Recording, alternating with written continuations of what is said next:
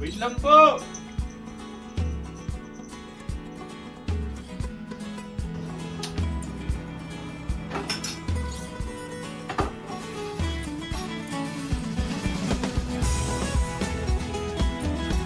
Kainis eh, larong-laro na ako eh.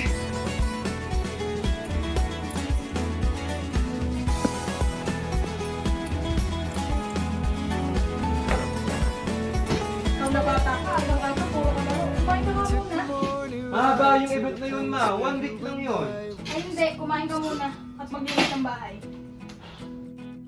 City owns the echo on, my thoughts are spinning on and on my head. It seems they lead me back to you. Tara pe, pwede na tayo maglaro. Ano, G ka na ba? Sige, tara. Magagarin pa tayo eh. Mahaba-haba din to. Sige, start mo na. Ayan na, okay na. Tara. Start mo na. Yun.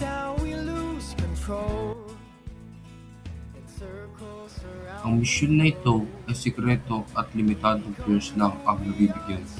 Gusto mo bang tanggapin ito at makatanggap ng 5,000 milyon na salapi? Maaari ka ding magsama ng 1 o 2 players upang matapos ito. Okay, sige pre, tara. Nakikita mo naman yun, di ba? Sabi, pwede natin gawin ito magkasama para makarami tayo. May boost naman oh. Tara.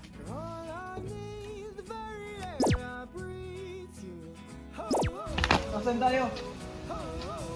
Ba't nandito ka rin? Nandito ka rin? Oh. Tara, mag-ikot-ikot tayo. Tara. Sino ka?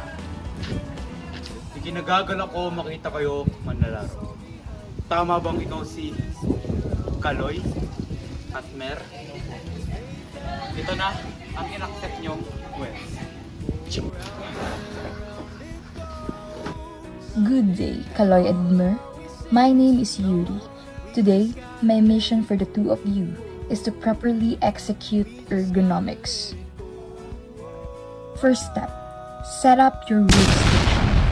Adjust chairs so feet are flat on the floor and knees are level with hips. Set desk height so elbows are bent about 90 degrees.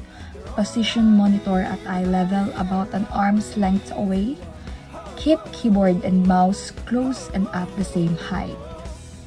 Second step, maintain proper posture.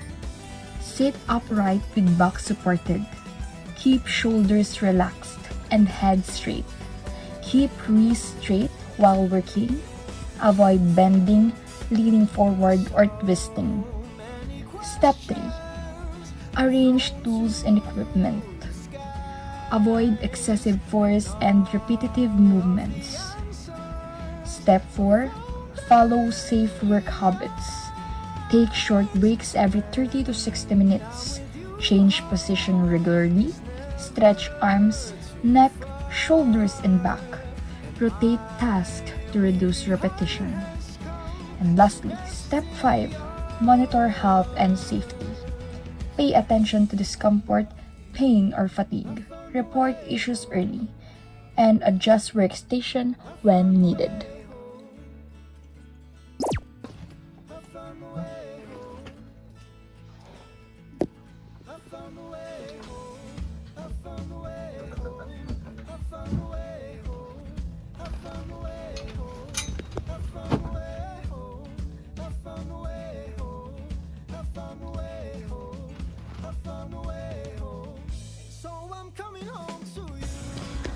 Nawa ay nagustuhan nyo ang aming munting event sa larong ginagawa namin.